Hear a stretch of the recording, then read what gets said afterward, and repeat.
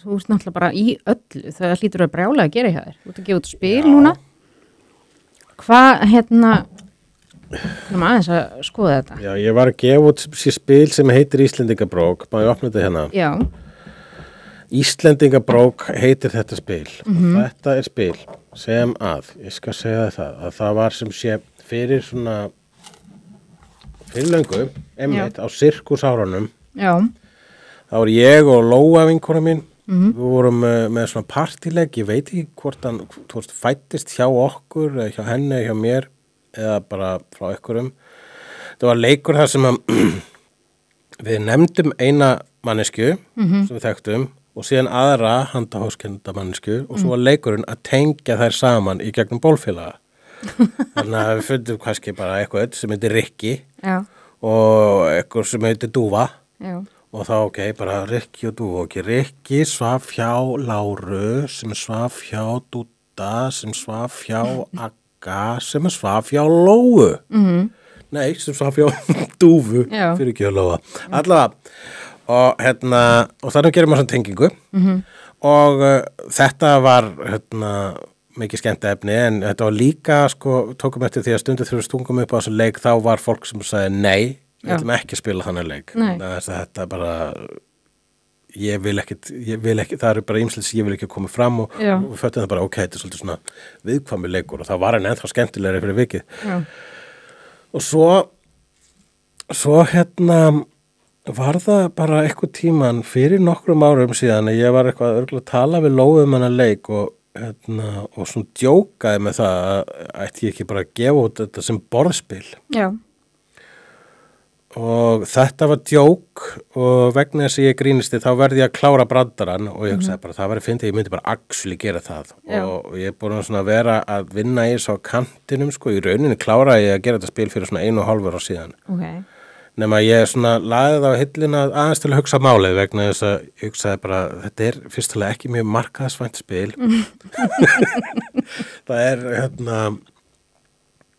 það geta heldur ekki allir spila það Nei, þetta er ekki fjölskyldu Nei, þetta er ekki spilað með fjölskyldinni þú veist, það er og það er bara svona á siðferðislegum mörkum og svona þess en ég hugsa alltaf, ég verð að klára brandarinn og það er bara brandarinn að þetta spil kemur út og það verður líka að vera fungerandi, það má ekki vera hálfkák það þarf að vera spil sem actually fungerar sem borðspil. Já.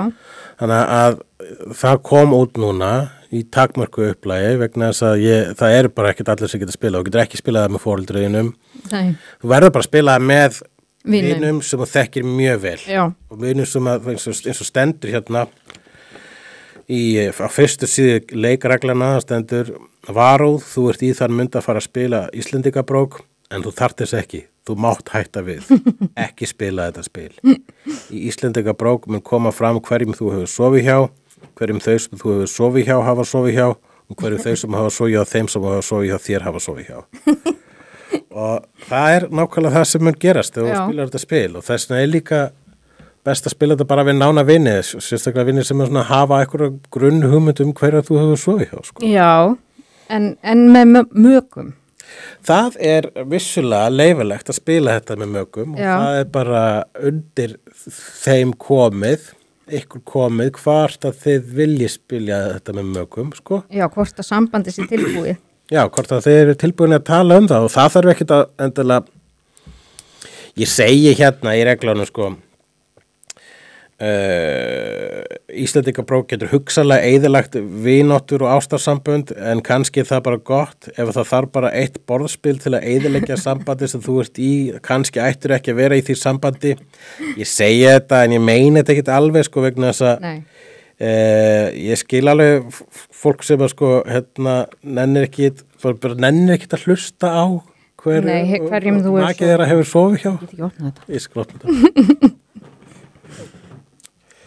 og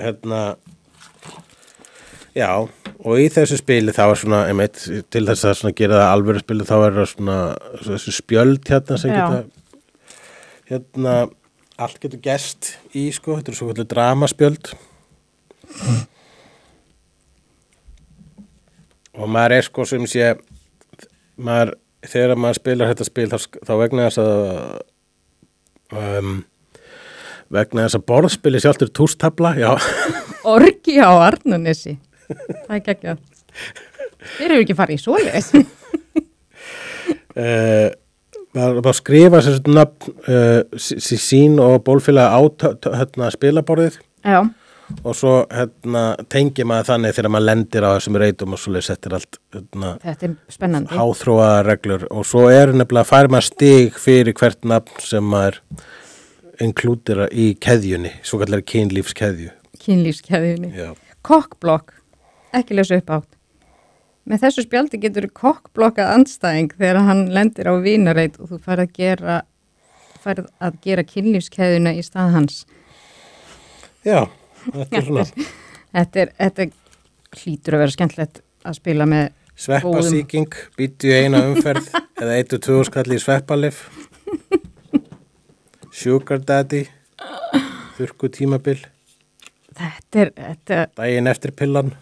Já, hvað kostar svona spil? Þetta kostar 11.900 og af vefsíðunni minni. Þetta er bara hlaup og kaupa. Já, þetta er bara 300 eintök, sko. Það var svona því sem ég gíska að væri eðlilegt magn. Já, ertu múin að selja eitthvað? Ég er búin að selja eitthvað, sko. Ég veit ekki hvað er búið að fara mikið. Það var opnun daginn í rammagerðinni þar sem ég kynnti spilið og það fór slatti þar, sko. Já.